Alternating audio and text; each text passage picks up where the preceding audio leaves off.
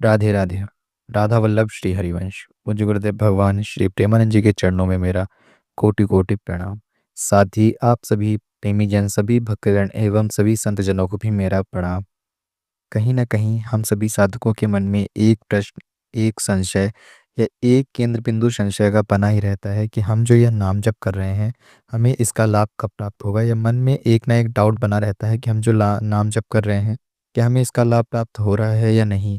या फिर हम सोचते हैं कि हमने नाम जप इतने दिनों से हम कर रहे हैं और अभी तक हमें कोई विशेष इसके लाभ प्राप्त होने की या फिर इसके कोई विशेष किसी भी प्रकार का लाभ हमें नहीं दिखे हैं, ना ही हमें किसी प्रकार की अनुभूति हुई है, ना ही हमें कुछ अच्छा समझ में आ रहा है। हम भगवान की भक्ति मार्ग में लगे हुए हैं, नाम जप हम करते हैं, परंतु हमारा कुछ भी विशेष रूप से फल प्राप्त नहीं हो रहा है।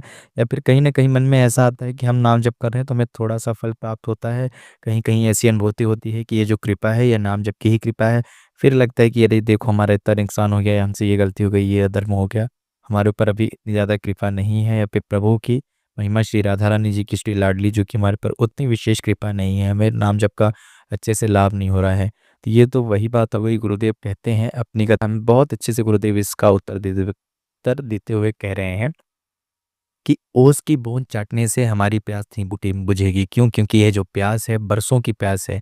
हमने कितने लंबे समय से अपने जीवन में कितने अधर्म किए, कितने कुकर्म किए, यानी कि अपने जीवन में जो विशेष रूप से जो धर्म रूपी जीवन है, उसको ना जीने की बजाय हमने अधर्म रूपी जीवन को जीने का अभी तक से अभ्यास कर रखा था। अब हमारा गलत अभ्यास हो गया था, तो हमारी जो ये सारी धारणाएं बनी है, हमारे जो बर्ताव बने, हमारे जो विचार है, हमारा जो रहन सहन है, सब कुछ जो है इसके लिए कहाँ से ये शुद्ध होगा, पवित्र होगा? नाम जप से और भजन मार्ग से, भजन कीर्तन सुनने से, अपने गुरुजनों का भजन सुनने से, सत्संग सुनने और समझने से।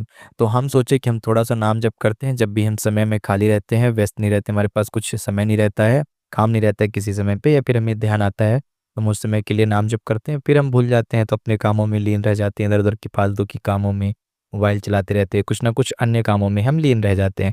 तो इससे नहीं होगा। हमें सोते उठते बैठते जागते, जब भी हम कुछ भी काम कर रहे हो, कहीं भी जा रहे हो, कहीं से भी आ रहे हो, किसी भी अन्य काम में व्यस्त हो, हमें केवल निरंतर नाम जप करना है। जैसे जैसे हम अत्यधिक नाम जप की जो महिमा है, इसका जो संख्या है बढ़ा लेंगे, तो ही जाकर के हमें इसके लाभ देखने के लिए प्राप्त होंगे। सबसे पहले तो जो है हमारी प्यास बुझेगी। कहते हैं ना कि जब से सबसे पहले क्या होता है कि जब आप बीमार हो, यदि कोई व्यक्ति पीड़ित हो, डॉक्टर उसको दवा होता है कि सबसे पहले उसका जो रोग है, उसकी जो बीमारी है वह समाप्त हो, फिर उसके बाद उसको और अच्छे आहार दिए जाते हैं, दवा बंद करके। तो उससे क्या होता है, वह व्यक्ति और भी ज़्यादा पुष्ट होता है। दवाई से कोई व्यक्ति पुष्ट नहीं होता है, दवा से पहले वह व्यक्ति ठीक होता है, उसके रोग, उसके कष्ट, उसके पीड़ाएँ ठीक होती हैं, समाप्त होती हैं।